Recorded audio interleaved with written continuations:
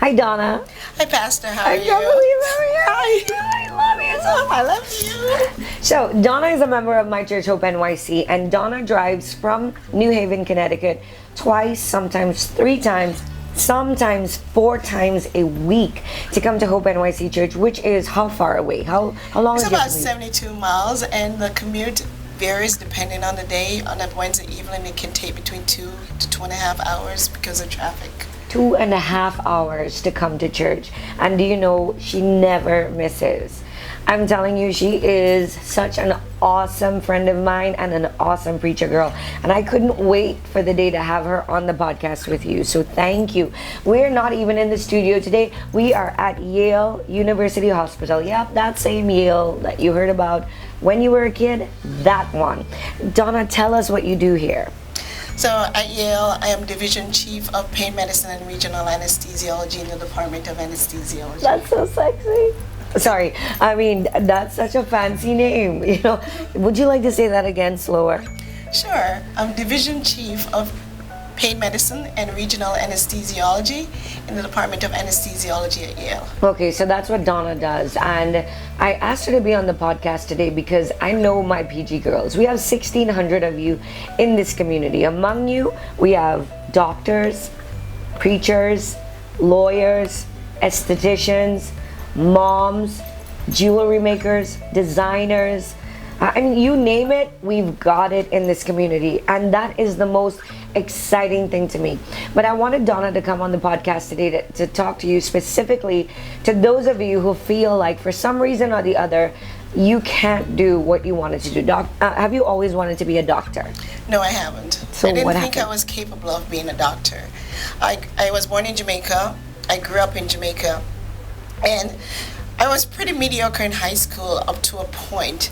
At that time, there were no science teachers in the island of Jamaica for the parish that I lived in. No science teachers. So no, there were no science teacher. So we had to go to school on a weekend to get the one science teacher that went from parish to parish in order to teach science. And when I came to this country, my focus was to get a college degree. And because my background of not doing so well in science, even though I loved science, I went into college and started to do the preliminary things that are required to get through college. My dad was not very impressed with me making the transition from Jamaica to here. He actually called me a rolling stone that gathers no moss in a letter to my mom. Do you think you're a rolling stone? I don't. Okay. I think he just didn't understand me and didn't understand why I wanted to leave Jamaica in the first place, why I didn't want to do what he wanted me to do. Which was what? Become an attorney. So when did you decide that it was going to be medicine and science was your thing? So I was in college and I started to do the preliminary courses in college. And in my second year of college, because I was going part-time and working at the same time, in the second year of college, I was studying for an economics test. And I went into the attic to look for an economics textbook. And I didn't know that the flooring in the attic, there was a section that the flooring was missing. Okay. So I stepped through 2 floors all the way down, fell 25 feet, hit my head, and my feet went through the wall. Oh, Yeah. that reminds me of a sermon I preached a couple weeks ago about a kid that fell asleep in the window Oh, yes, I remember him. and fell 3 I wasn't stories. daydreaming, though. No, you weren't. But how do you? What happened? How you fell 25 feet and you're tried- here talking about it? Well, I fell 25 feet. I hit my head on the second step, and my feet went through the wall. But it wasn't the first time I fell in my life. But it was the first time you fell from 25 feet. It was the first time I fell 25 feet. Yeah, because if you're making this a habit, I would. Anyway, I go know. ahead. I fell out of a truck back. I fell out of trees. Sorry, this is not funny. it Okay, Donna, wasn't let's the go back first to your time. 25-foot fall. Wow. So when I fell that day, miraculously, the only thing I had was a mild concussion. I was supernaturally saved. And I was taken to the hospital. And your head hit a stair on the way My down. head hit a stair. Wow. I was taken to the hospital, and I spent a few days in the hospital. And when I was discharged from the hospital, I was taken out on disability because of the fall. And when that happened, I couldn't work anymore. What were you doing? I was working as an insurance adjuster. I mean, that's nothing wrong. I'm just saying. Interesting. It wasn't my calling. So tell me what happened. So when I couldn't work anymore and I was out on disability, at that time I decided that what I would do, I would go back to school full time. And when I went back to school full time, I realized that miraculously, supernaturally, I had an almost perfect recall of everything that I learned. Hold up. I did. Something shook in your head. Now, I don't want any preacher girls. This podcast comes with a disclaimer. Do not go throw yourself off. You know what? We're all girls. We're okay. It's the boys we have to worry about throwing themselves off things. That had to be God. It had to be God. To save your life and to do something to your memory that you got a photographic memory. I got a photographic memory. How did you figure that out? I mean, what happened? Because without even trying, I got hundreds on everything that I did. I wasn't even trying. Hundreds on biology, physics, chemistry, calculus, 1, 2, 3. It really didn't matter. Physics. It was. Did so you notice easy. when you noticed there was a pattern? And wait a minute, I'm smarter than I used to be. Did you actually have a realization like that? I really didn't. It was a college professor, Dr. Lewis, who called me to his office, and you know, he was sternly, and he said, "What are your plans for your life?" And I said, I don't know. I mean, I think I like science. And he said, well, obviously you're doing, really well in science. What do you want to do? And I said, well, I thought about doing medicine at one point, but I don't think I'm capable of doing medicine. He said, why not? And I said, well, number one, I don't like dead people. I'm actually afraid of dead people. And number two, how am I going to go to medical school? What would I do to go to medical school? He took me to his office and said, I will plan your college career from now until graduation, and you will go to medical school. I believe in divine appointments. Yeah. I believe that if God has a plan for your life, He'll put the right people at the right time in your path that will help you do what you couldn't do. And, if you're a PG girl and you're listening to this and you're thinking, I feel like God has big things for me, but I don't know the steps to take. I'm here to tell you there are hundreds of us here who God put in your path to help you get there. You just have to reach out and say, I'm lost, I don't know what to do. We have girls who started design companies 2 weeks ago and they're already featured in, that's Ariel. If you haven't checked her out, we're wearing Fee and Kai right now because one girl decided to cut pieces of leather together. And look, she's wearing hers too, all over Yale, and I'm wearing mine too. And there are so many amazing women of God who are here to help you, and God put a doctor in your path that helped you plan out your career. He did. Man, and so at that point you decided you were going to be a doctor, but being a doctor and being who you are at Yale is a very, very different thing. How'd you end up here? So, interestingly enough, I have never applied for a job coming out of residency. I don't need to apply for jobs. I know. That's for. It's really all God. I mean, I did surgery before. I matched in surgery, and surgery just was not for me before I switched over to anesthesiology. Okay, so if you don't live around a medical professional or had a husband that went to med school or anything like that, when she said she matched in surgery, it meant that as a resident, there was a hospital that she could have been hired in if surgery was her specialty, if that's what she wanted to do. But she didn't because surgery was not my calling. I spent more time speaking to the anesthesiologist at the head of the bed when we were doing surgery, and God really supernaturally provided for me during my surgery residency because I was the first intern to open chest for heart surgery or do heart surgery. Wow. When I did residency in surgery. But when I did surgery made me to a person that it would not be of God or like God, and I didn't like who I became. What do you mean? Tell us about that. Well, my first experience as an intern, sign out was at a bar. So we're going to go sign out the patients for the rest of the day. Oh, we're yeah. going to do that at a bar. I remember those. Yes. And I started surgery residency having not cursed one bad word in my entire life. And somewhere around the second or third year, I realized that it became the only way to get attention and to show who you are, especially being African American and a surgeon. And I really didn't like who I had become. Wow. And God worked it out that I could not continue my surgery residency anymore. And I decided to do anesthesiology because I realized that I was called and being pulled to do anesthesiology. Wow. I want to talk a little bit about being female and being African American. You just mentioned that being in a surgical room and being a black woman, that you had to cuss for, you know, that's pretty much what you were saying, to get attention, for people to take you seriously. And the reason why we formed a Preacher Girl community is really because cussing is not an option. Correct. But not only that, So. it's not, but because sometimes it is a challenge as a woman to be in a man's vocation, right? It is. So tell us how you overcame those things, or tell us some of the challenges that came up as a result of being different or being a little bit, I guess, not the norm.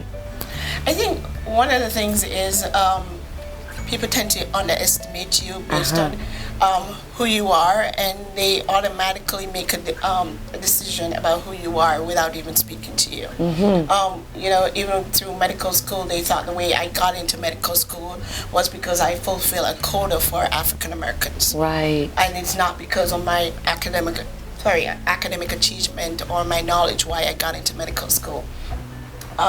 And so I find myself having to prove myself every steps. I've had people at every journey tell me that I can't accomplish any of the goals that I've accomplished so far. Wow. And the best way I can say is that I had a secret that they didn't know about because I had God and I know what God wanted me to do. So therefore, it wasn't their decision. I just have to say, once God calls you, no one can uncall you. Absolutely. Okay, go ahead. It is so true, because even when I applied to medical school, the person who interviewed me, my first interview, said, "What makes you think you're qualified to get into medical school?" And I remember looking at that person and saying, "Because it's not your decision." And he's like, "What do you mean? I'm interviewing you. What do you mean?" I said, "Because you're not God and it's God's decision. And if God wants me in medical school, I'll be in medical school." And then I got my first acceptance to medical school 2 weeks later from that medical school. Wow. So all through my journey, I know that if God had a plan for me, that I can achieve the goal. But I never interviewed for a job. When I finished my residency, I was given chief residency at Upstate. And when I finished chief residency, I got into a pain fellowship without even applying. That's crazy. Stop. I know this field. You know, I lived through this with Pastor Kurt, so I know what it's like to get into residency. Yes. And then I know what it's like to get into chief residency. And as for a fellow, to become a fellow, that's ridiculous. So when I finished my fellowship, I was called into the office of the interim chair, and she said, "I want you to be my director of acute pain." That job didn't exist at that time. So I said, "That's good, but I think I need to leave Syracuse." And she said, "No, I want you to be my director of acute pain." And I said, "Okay, what does that job entail?" She said, "You make it what you want to make it." So I said, "Okay," and I just signed the contract for that job without interviewing for a job as well. Wow. And how long then have you been in this position at Yale? I've been in this position at 7 years now. Okay. There's so much more in Donna's story, but I want to take a minute right now to just to speak to you guys, the younger ones who are just in high school and who are in college right now. Please don't negate yourself. You know, I remember people saying you're no good at science, or you're no good at languages, or you're no good at... And if you feel in your spirit that God has called you to do something, He's going to put the right people in the right places for you. He's going to open the right doors. You know how many girls I know gave up on a dream because somebody said they couldn't do it? And I'm not talking about being a football coach. I'm talking about things like becoming a doctor. I just Yeah, you really, really have to know what God has called you to. Because if He said you can do it, you can absolutely do it. But that I think is why you need to go back and watch last week's podcast, which is going to be linked right here for you. And it says how to know your calling. It's so important to know that there is a place in the kingdom of God for you. Yes. And if you're meant to fill it, nothing can stop you from filling it. So in the next few minutes, we're going to talk a little bit about your journey to God, because I know you weren't tight with God the whole time. No. But now she is. Donna and I have traveled all over this world together, but more importantly, she's faithful to her church and faithful. She's a friend of mine, and we do ministry together. So we're going to find out a little bit more about that right now. Still here at Yale University Hospital, where you come every day. And right now, Dr. Donna is on call. Right? Yes, I am. So at any minute, if this interview ends or you find us in another location, it's probably because she was called away. But right now, we want to talk a little bit about your journey to Jesus, because I know even though you say the Lord had His hand on your life, even when you didn't know Him, you weren't always serving Him with your whole heart, right? Correct. I really started to grow as a Christian during residency and when I worked in Syracuse, but then even more so when I became a Hope member, when I came home to Hope NYC. Your teaching has certainly helped me grow a lot more in Christ and get closer to Him. Which is the truth. Pay her to say it is the truth. So the teaching has been, fantastic, and even though I'd grown over the several years that I lived in Syracuse, it's been exponential since I've been at Hope, and now I depend on God even more every single day of my life in the decisions that I make and the path that I should go. I love that. What advice would you give to a young Christian? Because I remember college. Yeah. I remember the influences, the things that pull you away, the people, not only the negativity from people who say you can't do it, but the distractions, the things of the world that seem to be what, it distracts you from your purpose and your goal. What advice can you give to the 20-something-year-olds out there who are watching right now, who think that there's always time for your education or for your calling? I think that, first and foremost, you have to determine what is important in your life. If education is important to you, then you have to figure out how to go and achieve the education by keep God in your life. I have started here, and when I started here, I typically take call and a week at a time, and on the Sundays that I'm on call, I would certainly miss going to church, and on a Wednesday, I would certainly miss going to church, and I had to get to the point where my time with God was more important than my job. And when I got to that point, I had to have a frank discussion with my boss to say, I don't care if you cut my salary, but it's important for me to go to church. Yeah. So have there been times in your journey when you felt like giving up? Absolutely. It's been, when you've tried so hard to accomplish a goal and the negativity comes, especially being here at Yale, where the most brilliant minds in the world are located, just to hear people say you can't do this. And I remember the first time I was here, my boss always had confidence in me. I give God thanks for having an amazing boss. But there were people who questioned her decision to bring me here, and how was I qualified for this job? And at one point, I started to listen to them. Part of our leadership training here was a 360 evaluation, and so within 6 months of being here, I had a 360 evaluation that was done by surgeons, but mostly my faculty and my peers, and that nearly broke me. Because they said things in my 360 evaluation, having not really understand and not knowing me, that really wasn't true to me, and it really hurt me to the core, and I really didn't want to do this anymore. And I got that 360 evaluation the day before I left for vacation, and I went home to Jamaica, and I was spending time with God, and I said, like, Lord, I don't want to do this anymore. They don't think I'm capable of doing it. They don't even want me here. Why am I here? And it's really interesting what God said to me. He said, do you know that Nike phrase?